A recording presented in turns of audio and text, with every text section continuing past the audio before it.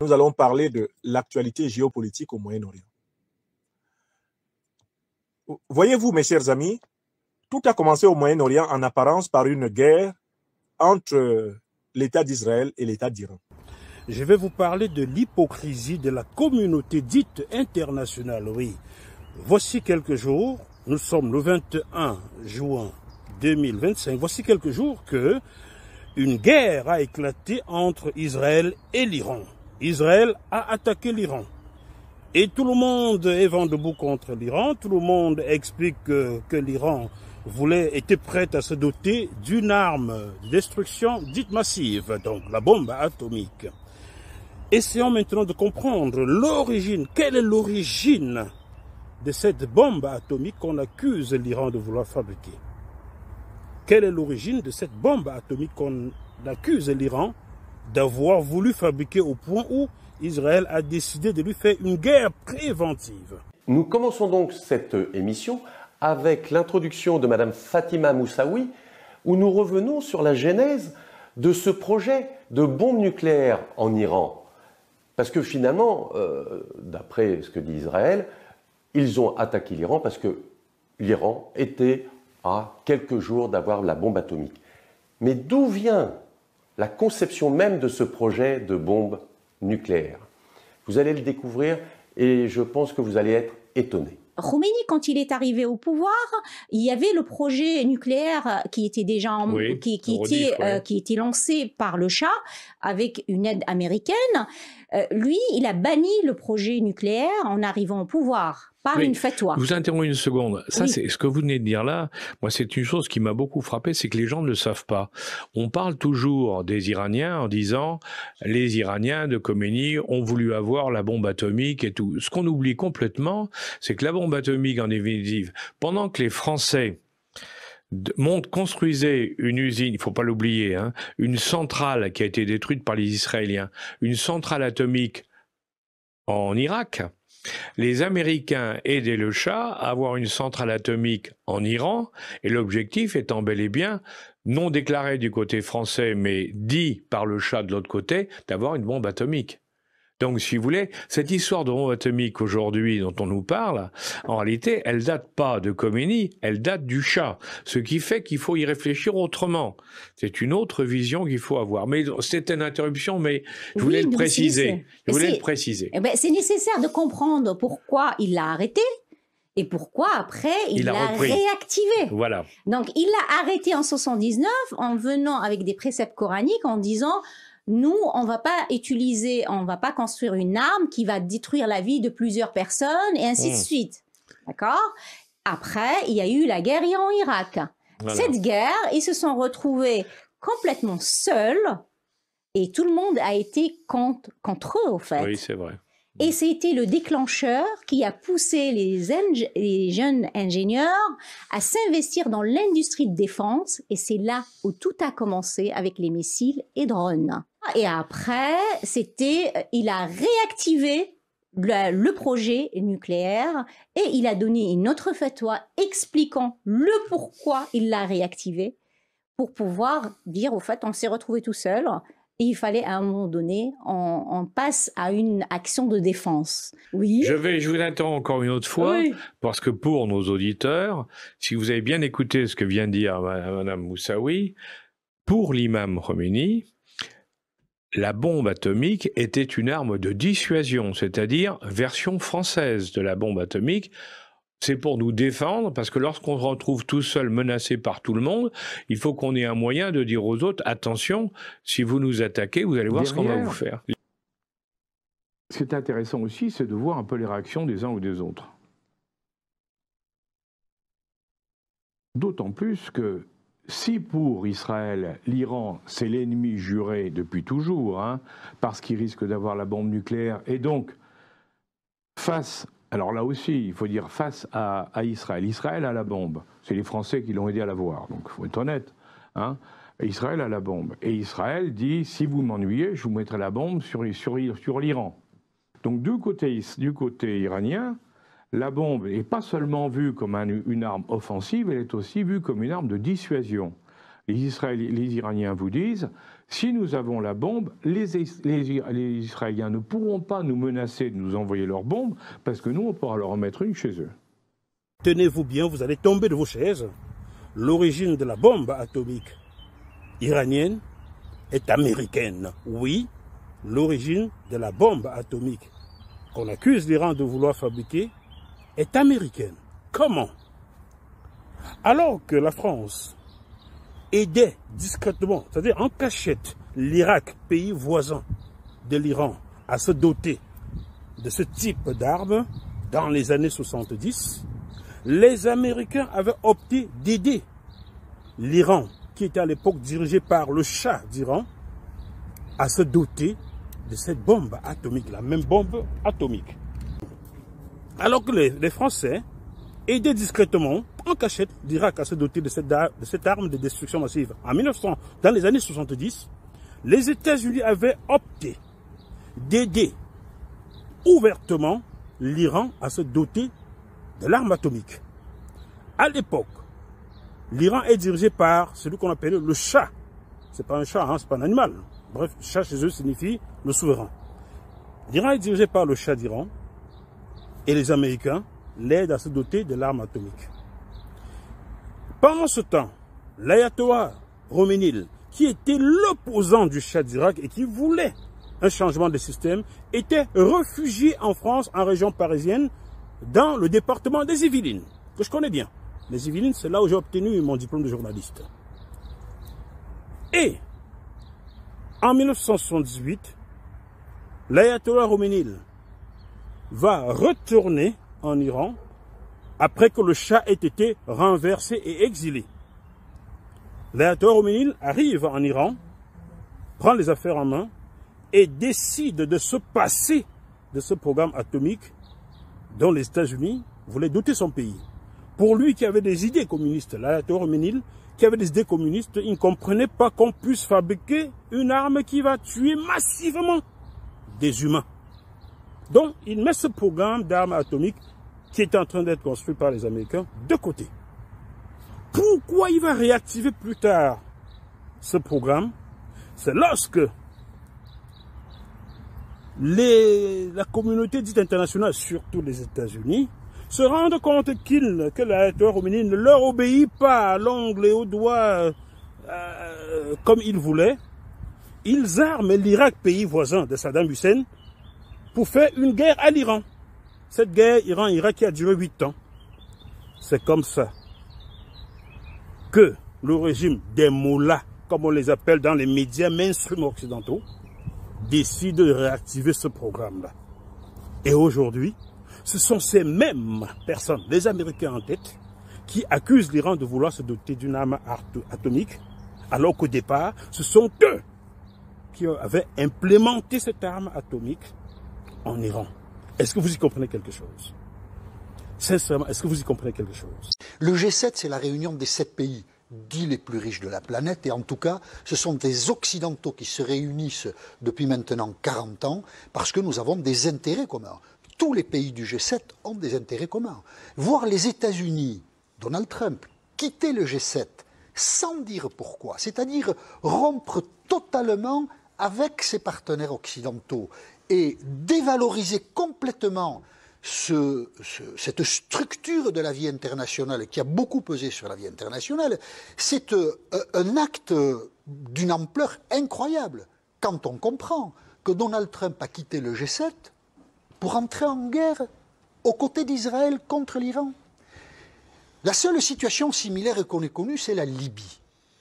L'Occident est entré en guerre contre la Libye, a tenté, on a un peu oublié les détails, mais d'éviter un massacre qui se préparait à Benghazi, puisque l'armée de Kadhafi était prête à raser la ville de Benghazi.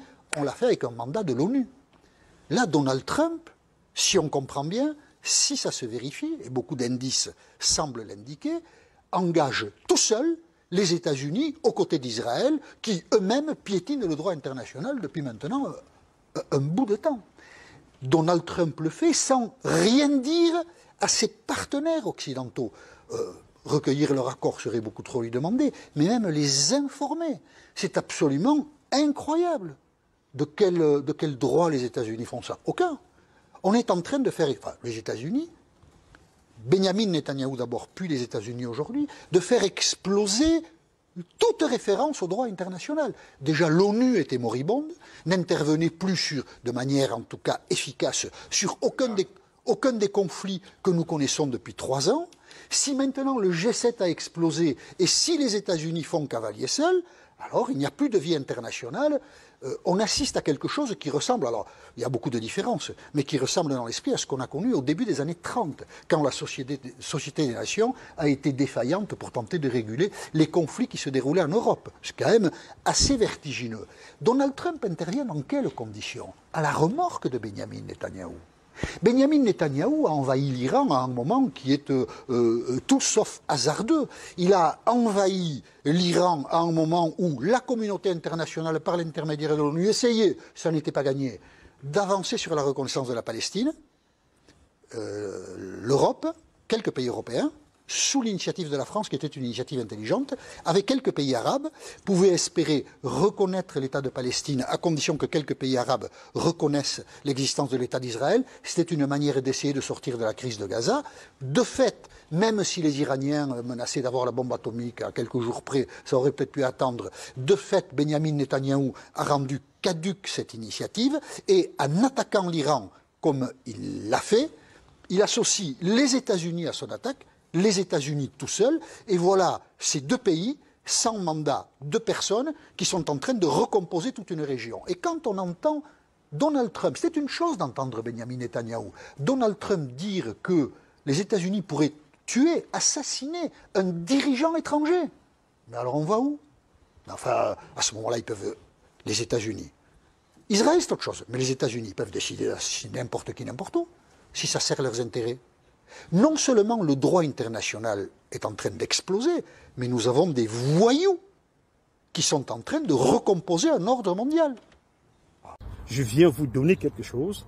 Demain, quand vous voulez l'utiliser, je vous accuse et je viens vous bombarder. Oui, quand on peut dire ce qu'on veut. Si Israël a initié la guerre contre l'Iran, c'est avec l'aval des États-Unis. Ces États-Unis qui ont jadis doté l'Iran de l'arme atomique. Il faut dire que si l'Iran ne s'était pas senti acculé par les mêmes États-Unis, elle n'aurait jamais réactivé le programme que l'ayatollah Khomeini avait mis de côté. Elle n'aurait jamais. Voilà donc comment est-ce que la communauté dite internationale, l'Occident collectif, nous mène en bateau, voici, près de 50 ans. On peut dire ce qu'on veut, voilà les réalités. L'État d'Israël a engagé une agression militaire de grande ampleur contre l'Iran au motif que l'Iran serait en train de se doter de l'arme nucléaire et que cette arme nucléaire aurait pour finalité de servir à l'Iran pour anéantir Israël. En attaquant l'Iran de cette façon, Israël a mis en œuvre une doctrine politique qui est largement connue dans l'élite politique américaine. C'est la doctrine du preventive war, qu'on dira en français la guerre préventive. Selon cette doctrine, qui est une violation flagrante du droit international, qui ne respecte aucun principe de justice, selon cette doctrine du preventive war ou de la guerre préventive, on a le droit de s'attaquer à un pays en avance, même quand ce pays ne nous a pas attaqués. Mais si on a de bonnes raisons de penser que ce pays pourrait nous attaquer, on peut déjà l'attaquer avant qu'il ne nous attaque. Donc la doctrine de la guerre préventive, c'est la doctrine qui consiste à dire que on peut s'attaquer à un pays militairement sur la base de soupçons et de procès d'intention.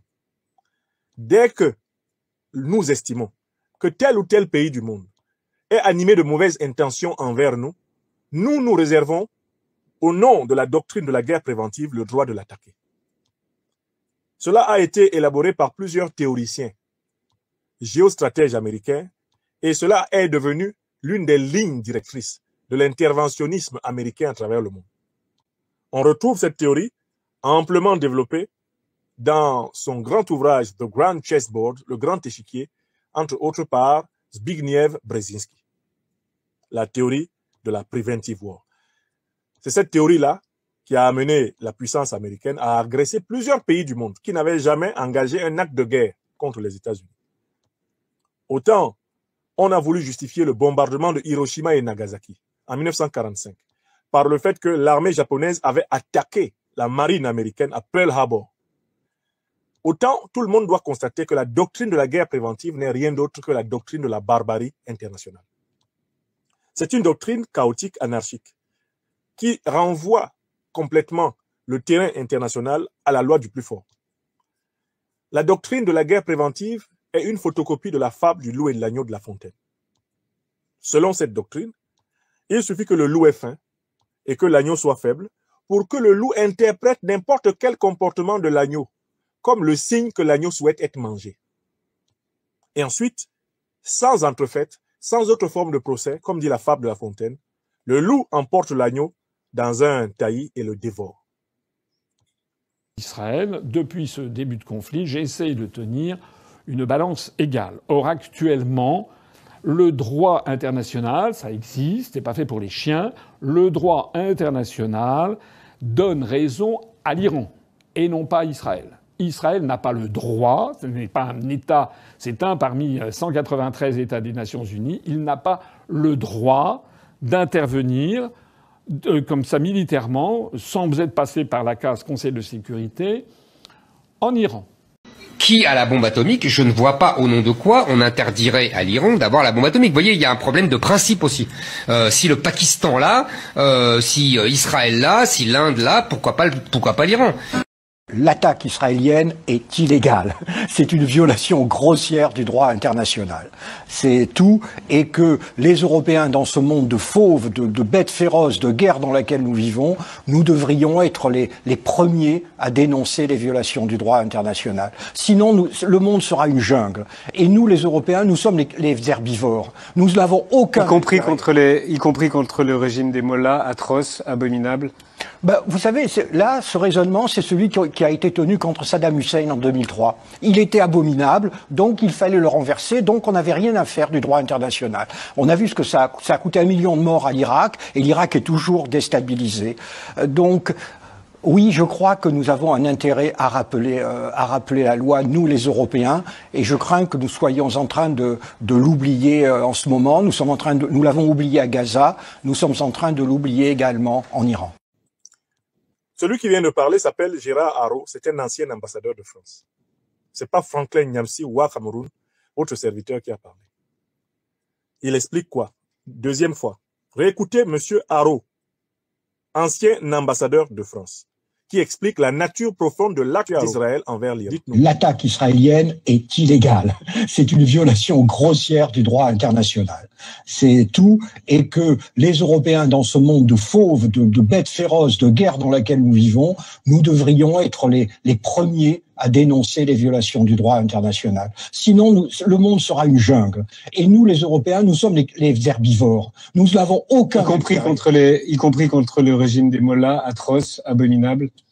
Vous savez, là, ce raisonnement, c'est celui qui a été tenu contre Saddam Hussein en 2003. Il était abominable, donc il fallait le renverser, donc on n'avait rien à faire du droit international. On a vu ce que ça a coûté 1 million de morts à l'Irak, et l'Irak est toujours déstabilisé. Donc, oui, je crois que nous avons un intérêt à rappeler la loi, nous les Européens, et je crains que nous soyons en train de l'oublier en ce moment. Nous l'avons oublié à Gaza, nous sommes en train de l'oublier également en Iran. Très bien. Vous avez bien entendu l'analyse de monsieur Haro, ancien ambassadeur de France. Maintenant, moi, je voudrais insister sur un autre aspect.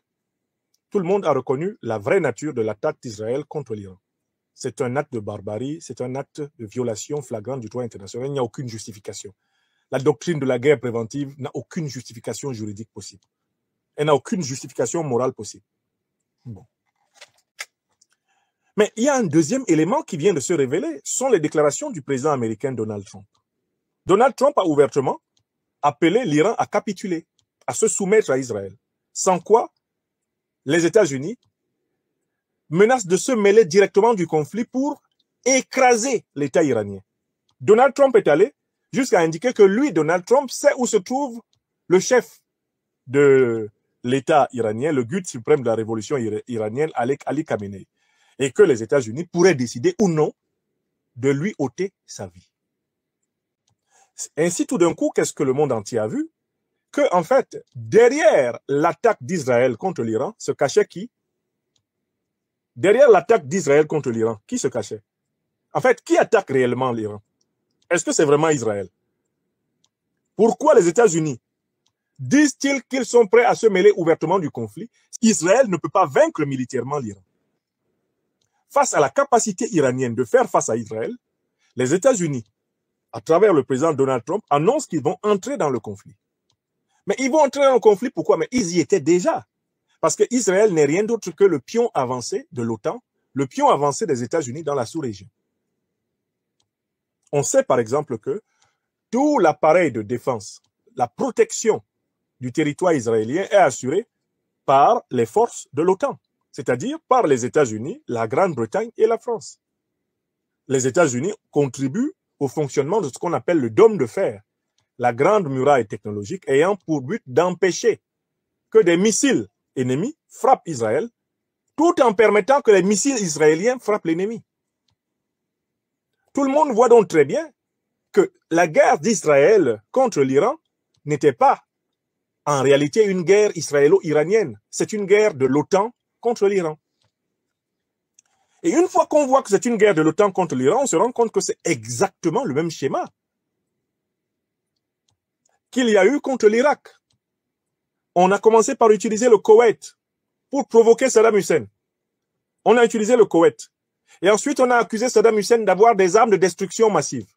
Ce qui a permis aux États-Unis et à toute la coalition de l'OTAN, à l'exception de près de quelques pays, de détruire l'Irak, de tuer plus d'1 million de personnes et aujourd'hui de piller les richesses pétrolières de l'Irak. On avait commencé par provoquer à travers le Koweït, par piéger Saddam Hussein. Un peu comme on utilise Israël pour provoquer l'Iran afin de permettre aux États-Unis d'écraser l'Iran et de mettre la main sur les richesses gazières et pétrolières de l'Iran. Vous avez bien compris. Mais c'est ce modèle qu'on a utilisé tout naturellement contre la Syrie. On a utilisé Israël contre le régime syrien de Bachar el-Assad. On a utilisé les mercenaires de l'État islamique et d'Al-Qaïda contre le régime de Bachar el-Assad. Et finalement, la coalition de l'OTAN a attaqué frontalement la Syrie. C'est le même modèle qui a été utilisé contre la Libye de Muammar el-Kadhafi. On a commencé par utiliser une rébellion interne. On a commencé par utiliser Al-Qaïda et l'État islamique pour attaquer la Libye. Et une fois qu'Al-Qaïda et l'État islamique ont commencé à grignoter le terrain en Libye, la coalition occidentale de l'OTAN a attaqué illégalement la Libye et l'a détruite pendant 6 mois de bombardement. C'est le modèle qui est en train d'être utilisé en République démocratique du Congo. On arme le petit Rwanda, on arme l'Ouganda pour attaquer le Congo. Et pendant que le Congo essaie de se débrouiller pour faire cela, progressivement, on renforce les moyens du M23 pour pouvoir écraser l'armée nationale et piller ainsi les richesses du Congo. Mais c'est ce modèle-là qui est utilisé contre la Chine avec l'instrumentalisation de Taïwan. Mais qui arme Taïwan contre la Chine? C'est la coalition occidentale de l'OTAN. Taïwan, c'est l'équivalent d'Israël, cette fois-ci contre la Chine. Mais c'est le modèle qui est utilisé en Ukraine. Tout le monde voit maintenant que la guerre de l'Ukraine contre la Russie n'est rien d'autre qu'en fait une guerre par procuration de l'OTAN contre la Russie. Ce n'est pas moi qui l'ai dit en premier. Le premier à l'avoir dit parmi les grandes personnalités politiques de ce monde, c'est le pape François qui vient de décéder. Il a dit que la guerre entre la Russie et l'Ukraine n'aurait pas eu lieu si l'OTAN n'avait pas continué à venir aboyer aux portes de la Russie. Ce sont les mots du pape François. Qu'est-ce qu'on observe donc? On observe que l'alliance de l'OTAN est en train de tout faire pour encercler militairement la Russie et elle est en train de tout faire pour approcher militairement la Chine. Parce que la casse de la Syrie et la casse de l'Irak et la casse de l'Iran participent d'un plan d'encerclement de la Russie par l'OTAN. De la même façon, la tentative d'occupation de l'Ukraine, l'avancée de l'OTAN sur les anciennes républiques socialistes soviétiques d'Europe de l'Est, eh bien, cette avancée, c'est pour encercler la Russie. Et cet encerclement de la Russie est en réalité une préparation d'événements de déstabilisation à l'intérieur de la Russie, le tout ayant pour but de mettre la main sur ses ressources gazières, pétrolières, et ensuite d'avancer massivement vers la Chine. Si la coalition de l'OTAN devait casser l'Iran, désormais, il y aurait un régime pro-OTAN à la tête de l'Iran, c'est-à-dire que, désormais, à travers l'Iran, l'OTAN serait à la frontière de la Chine. Et tout le monde sait que le grand ennemi, le grand adversaire géostratégique et géopolitique des États-Unis, c'est la Chine. Ils sont en train de démembrer toute l'Eurasie pour pouvoir ramener leur infrastructure militaire face à la Chine et préparer la grande confrontation apocalyptique entre celui qu'on appelle le roi du Sud et le roi du Nord, dans la terminologie biblique, entre la coalition de l'OTAN et la coalition russo-chinoise. Oui!